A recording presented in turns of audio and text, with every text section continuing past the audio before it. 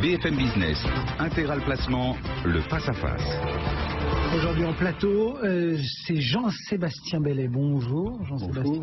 Pour Trust Team Finance et face à vous, Alexandre Aizé. Bonjour Alexandre. Bonjour. Merci de nous avoir rejoints pour Auris Gestion Privée.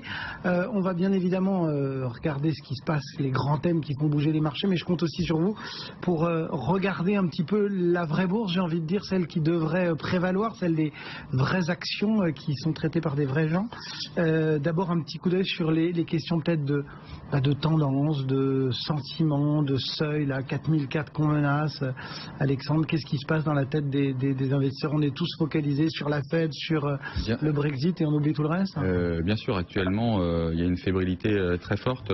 Le référendum britannique est quand même un vrai sujet. On est complètement dans l'inconnu. Que le résultat soit positif ou négatif, donc il y a des prises de bénéfices très fortes. On voit que la bourse, en tant que telle, les marchés actions effectivement sont nerveux. Je répondrai à cette question par les marchés obligataires, qui sont souvent des marchés effectivement beaucoup plus en amont de la macroéconomie. On a quand même des choses très intéressantes. On a un taux allemand à 10 ans qui est quasiment à zéro. Je veux dire, c'est quand même quelque chose d'impressionnant. C'est-à-dire que l'Allemagne peut emprunter à 10 ans à taux zéro. On enlève l'inflation en plus. Si on enlève l'inflation, encore ça c'est un autre sujet. On a quasiment des taux sur les pays core, États-Unis, France, qui sont à des plus bas de 1 an, au moins à des plus bas de 1 an. Donc on voit que cette tension elle est prégnante. Pas que sur des problématiques d'inflation, mais sur des problématiques effectivement économiques. Comment on va finalement construire une croissance pour demain, sachant qu'il peut y avoir des problèmes géopolitiques. Ces marchés obligataires que vous mettez en avant, ils sont aussi un petit peu dans le flux de la Banque Centrale Européenne, qui a entamé hier son programme de rachat d'actifs obligataires corporate, là pour le coup. La vraie question, et là si on est un peu dans le fond du sujet, même si on ne parle pas d'action, on peut quand même se demander pourquoi la BCE en fait va finalement enlever de la liquidité, enlever de la liquidité, mais de la bonne liquidité, c'est-à-dire qu'elle n'achète finalement que les actifs qui vont bien pour laisser aux investisseurs extérieurs acheter les actifs liquides, etc. Voilà, pour laisser en essayant d'obliger les autres investisseurs à investir sur des actifs moins bons.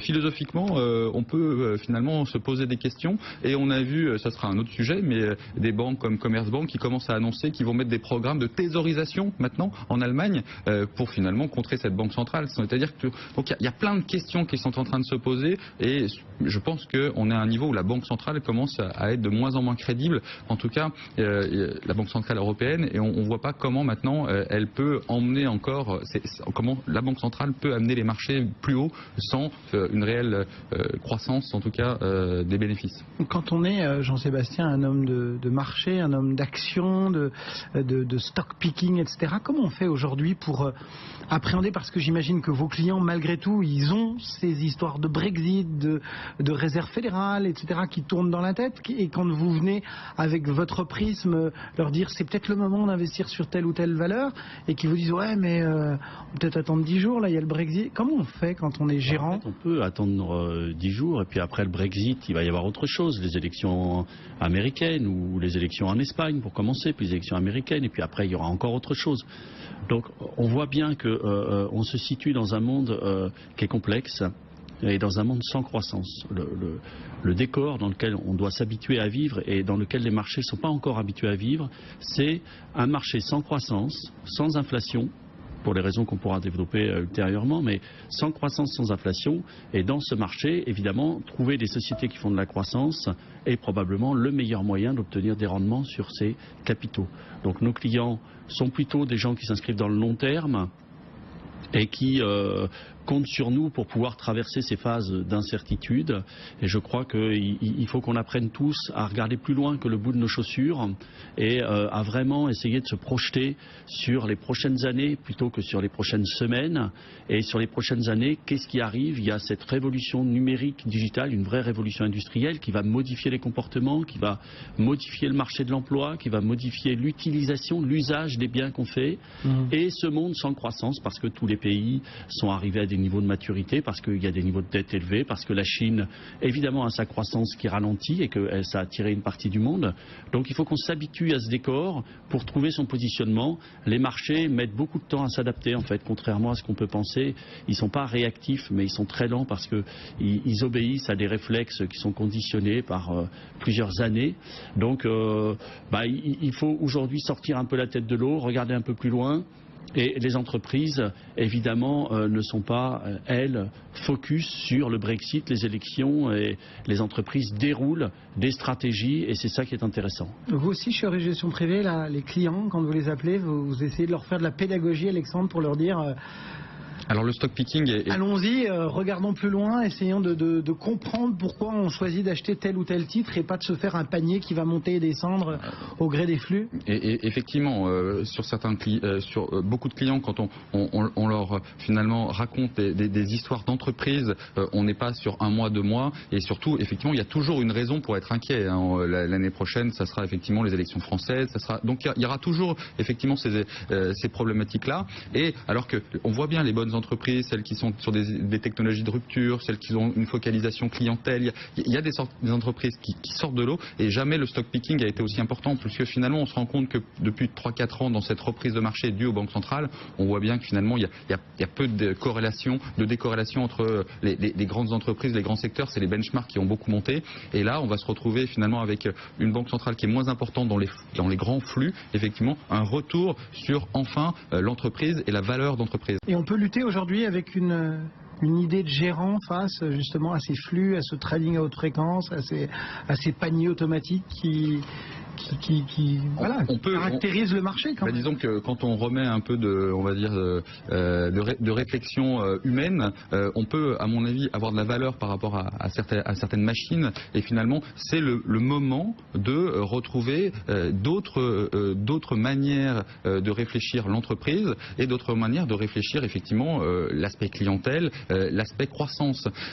Les États-Unis sont un bon moyen. Le Standard & Poor's fait quasiment rien depuis 2 ans, et vous avez à côté des entreprises dans lesquelles nous investissons dans nos fonds d'allocation d'actifs comme Facebook, Amazon, Priceline, donc des entreprises qui ont trouvé une nouvelle manière de capter de la croissance, mais malheureusement au détriment d'autres entreprises. Dans un monde sans croissance, ça veut dire que les entreprises qui gagnent de la croissance, c'est au détriment d'autres entreprises qui n'ont pas su finalement avoir ce virage. Et donc tout le travail d'un stock picker, d'un analyste, même au niveau de l'allocation ou même macroéconomique, ça va être effectivement de faire la part des choses entre les perdants et les gagnants. Aujourd'hui, Jean-Sébastien, comment est-ce qu'on fait justement du côté de Trustim? Voilà, il y a cette idée de la relation client toujours. Vous nous parliez du digital.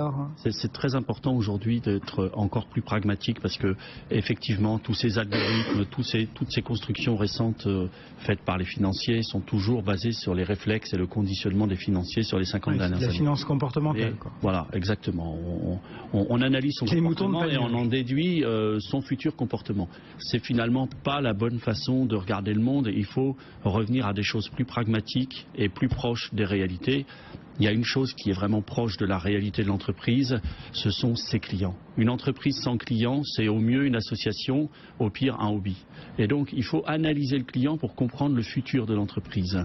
Et ensuite, une fois qu'on a analysé le client, comprendre quelle est la stratégie de l'entreprise par rapport à ses clients. Est-ce qu'il y a une vraie culture client dans l'entreprise? Est-ce que l'objectif de l'entreprise finalement c'est de servir ses clients avant tout? Des sociétés l'ont réalisé. Amazon, par exemple, qui est probablement la société qui a connu la plus forte croissance au cours des 20 dernières années, qui est la première société au monde à atteindre 100 milliards de dollars de chiffre d'affaires en moins de 20 ans. Une croissance incroyable qu'on n'a jamais connue. Pourquoi? Parce que c'est une société qui est complètement obsédée par le client. Tout est fait pour le client. À tel point que pendant des années, les financiers ont dit « mais on ne touchera pas à cette société. Loin de moi, cette société qui ne fait pas de bénéfices. » Certes, ils n'ont pas fait de bénéfices, mais ils ont pu autofinancer sans jamais faire appel à personne cette croissance absolument incroyable. Donc ils étaient capables. Donc là, vous avez touché le Graal avec Amazon chez Trustim? Pardon? Vous avez touché le Graal chez Le Graal, pas forcément, parce que ce qu'on cherche, ce sont des sociétés qui s'inscrivent dans la durée, qui vraiment ont une culture client. Amazon est une société emblématique. Après, nous avons récemment, après plusieurs années de travail, fait le lien entre le niveau de valorisation d'une entreprise et son lien avec le client. Une entreprise qui est survalorisée a tendance à vouloir justifier cette survalorisation, déjà parce que certains salariés sont actionnaires et donc il faut essayer de maintenir un niveau élevé. Et pour justifier cette survalorisation, ils vont faire des acquisitions ou des diversifications de produits qui vont détruire la satisfaction client. Donc il y a un vrai lien entre valorisation de l'entreprise et satisfaction client et donc croissance de l'entreprise dans l'avenir. Donc nous sommes très vigilants, et notamment sur Amazon, sur la valorisation de l'entreprise.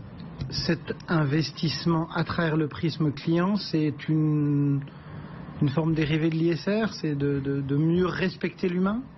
Je ne sais pas, au début on pensait que c'était une expérience de regarder l'entreprise à travers le client. On a plutôt le sentiment aujourd'hui que l'expérience, c'est ceux qui investissent dans l'entreprise sans regarder le client. Finalement, investir dans l'entreprise sans regarder le client, c'est quelque part regarder les conséquences, le bénéfice de l'entreprise, sa croissance, ses facteurs ISR. Mais tout ça, ce ne sont que les conséquences. La cause réelle de la croissance de l'entreprise, de son résultat, c'est qu'à un moment donné, un client va vous donner 1 euro pour avoir un service, un produit. Et donc c'est très important de regarder le client. Et depuis 10 ans maintenant que nous sommes obsédés par le client chez Trustim, nous avons une richesse d'informations bien supérieure à ce que nous avions avant, dans les années qui ont précédé, où on avait une approche beaucoup plus standardisée. Alexandre, je rajoutais sur cette réflexion parce que effectivement nous dans notre réflexion de picking, on a toujours cette notion effectivement de l'entreprise en dehors des marchés et du bruit de marché. Vous disiez tout à l'heure qu'on était dans le royaume de l'algorithme et de l'algorithme haute fréquence, des algorithmes de prix, etc. Regardez un moment d'une n'importe quelle clôture pour s'apercevoir de... Et c'est aussi une nécessité de regarder maintenant, pour créer de la valeur, l'entreprise par un autre prisme. Ça peut être le prisme client, ça peut être d'autres prismes. Vous parliez de l'ISR. Donc il y a vraiment cette nécessité-là. Et pourquoi? Et là, c'est vraiment philosophique. C'est-à-dire que c'est parce que les algorithmes ne savent pas faire.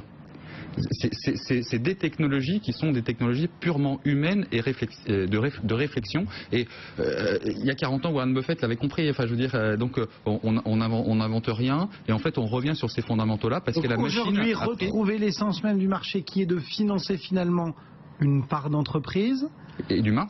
C'est le moyen de battre ces super ordinateurs branchés au cul des places de marché. Bien sûr, puisque maintenant le consensus devient l'ordinateur. C'est-à-dire que c'est ce consensus-là qui après met en place des bulles, des éclatements de bulles, cette volatilité. Et c'est en ayant cette réflexion qui est un peu plus en dehors, encore une fois humaine, que l'on peut à la fin effectivement battre ces marchés, tout en étant serein, ne pas faire levier, être sur le long terme. On voit bien. Alors je reviens sur les taux d'intérêt, etc. Mais cette notion de taux d'intérêt très faible, ça raccourcit pour les machines l'horizon d'investissement. Ce qui était à 1 an devient à 3 mois, ce qui était à 5 ans devient à 1 an, ce qui était finalement dans le mois devient la seconde.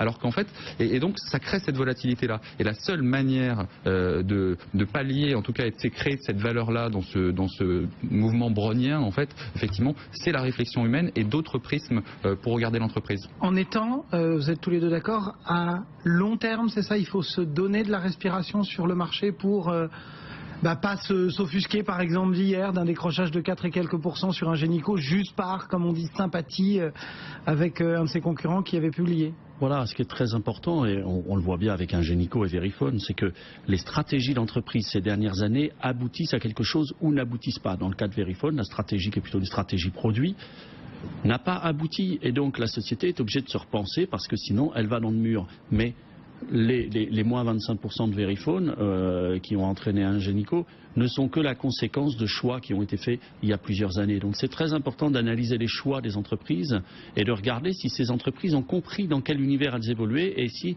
elles ont compris que le monde était en train de bouger. Certaines sociétés l'ont bien compris, sont en train de bouger, le font avec beaucoup de succès. D'autres, malheureusement, ne l'ont pas compris. Et là, alors pour le coup, nous avons une accélération du monde qui fait que ces sociétés vont connaître des problèmes parce que les mois de retard pris dans l'investissement pour s'approcher du client vont se traduire par des sommes colossales à investir pour rattraper les concurrents. Ouais. Non, alors là, je m'inscris un tout petit peu en défaut. Effectivement, il y a aussi des mouvements qui sont des mouvements très prégnants sur l'inflation, les leviers, la liquidité, etc., qui peuvent parfois, pendant des années, effectivement, empêcher le marché de refléter la véritable valeur de certaines entreprises. Si demain, effectivement, on a vu sur 2008, par exemple, toute belle entreprise, effectivement, ça n'a pas empêché des belles entreprises, effectivement, de stabiliser leur cours. Ça peut vraiment véritablement chuter. 2008, s'il n'y avait pas eu les États, s'il n'y avait pas eu de la liquidité, même les belles entreprises auraient finalement vraiment chuté. Donc dans des mouvements qui sont très très forts de crise financière, c'est vrai que malheureusement, on ne va pas se mentir, ce ne sont pas des moments où on peut éviter ces crises. En tout cas, les belles valeurs ne sont pas à l'abri des crises. Voilà. Oui, certaines valeurs. Attention, nous ne sommes pas dans une crise financière. Coca ou Orpea, où ça a quand même bien tenu pendant ces années-là. Voilà, on peut avoir des valeurs qui font de la croissance dans un monde sans croissance, et même si les marchés sont agités, il faut qu'on s'habitue à cet environnement de marché agité. Les sociétés qui font de la croissance, qui surperforment, qui sont capables de gagner des parts de marché, elles finissent par être bien valorisées parce qu'à un moment ou à un autre, les marchés finissent par prendre en compte cette croissance qu'ils ne trouvent pas ailleurs et qui est si difficile à trouver. Les thématiques aujourd'hui que vous identifiez chez Oris et qui sous-tendent un petit peu votre gestion en ce moment, Alexandre. Alors dans les fonds d'allocation d'actifs, clairement le crédit actuellement c'est un actif pas pour très longtemps d'ailleurs, puisque si la BCE rachète tout ce qui est bon, ça va commencer à être compliqué. Mais le crédit est vraiment à privilégier pour les prochains mois, avec un sujet qui est mis sur la table régulièrement par les BCE et le président de la Banque de France en a encore parlé hier. C'est comment financer les banques en dehors de l'equity, donc tous les nouveaux modes de crédit subordonné qui sont extrêmement intéressants pour les investisseurs, et notamment c'est un mode de financement qui a été inventé par la BCE pour refinancer les banques, et c'est un mode d'investissement qui doit perdurer, auquel il y a on a assisté à une mini-crise au mois de janvier-février, et donc la Banque centrale a appris, donc c'est des rendements qui sont autour de 5-6%, c'est dans une allocation de portefeuille à mon avis c'est essentiel. Et puis sur les actions, on est dans une dimension très, très thématique. C'est vrai que les nouveaux modes de distribution vers la clientèle, on a du Amazon, du Facebook, ça c'est des entreprises à long terme que l'on garde en fonds de portefeuille, qui sont des très belles entreprises créatrices de valeur. On est sur des entreprises qu'on aime bien, qui sont des entreprises d'externalisation, Elis, Sopra, donc qui travaillent finalement, le client est une autre entreprise qui a, et ça pour nous c'est très intéressant parce que ça crée de la récurrence, et c'est aussi de la création de valeur pour le client et l'entreprise même. Donc c'est tous ces secteurs-là que l'on travaille. C'est vrai qu'à court terme, on s'est mis un peu plus en repli sur les actions. On est vraiment sur des bandes très faibles, sur des fonds d'allocation actifs équilibrés. On est à 16-17% d'actions. Donc à court terme, pour revenir effectivement en investissement au mois de juillet. Oui, comme le disait Alexandre, le client, c'est pas forcément vous et moi, ça peut être une entreprise. Oui, on peut avoir le client, c'est celui qui achète. Oui, c'est ça. Il ne faut pas mélanger le consommateur et le client. En fait, dans le B2B, par exemple, les entreprises ont des clients et même souvent les taux de satisfaction client, on l'observe, sont plus élevés dans le B2B que dans le B2C, parce que à capter un client quand vous appelez Oracle, c'est souvent très long, très coûteux, donc vous savez qu'il faut le fidéliser. Quelles idées en ce moment Alors, pas mal devant pas mal la vitrine d'idées, Trusted. parfois des idées très industrielles. On aime beaucoup une société comme Michelin, qui a vraiment mis le client au cœur de ses préoccupations depuis plusieurs années, qui, dans ses communications régulières, explique que ce qui fait lever les gens le matin chez Michelin, c'est vraiment cette passion du client, cette volonté d'offrir le meilleur produit pour le client, et c'est ce qui leur a permis de repousser les limites et de repousser les concurrents chinois qui arrivaient avec des produits qui étaient parfois 30-40% moins cher, extrêmement loin, parce qu'ils en avaient bien compris avant les autres que le client, il voulait des économies d'énergie, il voulait de la sécurité, il voulait moins de frottement sur la route, il voulait un confort, et donc même en vendant les pneus 30-40% plus chers, ils ont conservé leur part de marché. Donc Michelin est vraiment un dossier phare parmi les sociétés françaises. On a aussi des sociétés comme Dassault Systèmes, par exemple, qui est un éditeur de logiciels, donc une société d'ingénieurs qui fait des produits très sophistiqués, mais qui, grâce à cette culture client très forte ancrée chez Dassault Systèmes depuis le début de la société, a réussi à devenir un leader mondial et est aujourd'hui très bien positionné pour le passage à l'impression 3D, vers lequel nous sommes en train d'aller extrêmement rapidement. Eh bien voilà quelques idées, quelques illustrations qu'il n'y a pas que les paniers et les flux dans la vie. Merci beaucoup à tous les deux.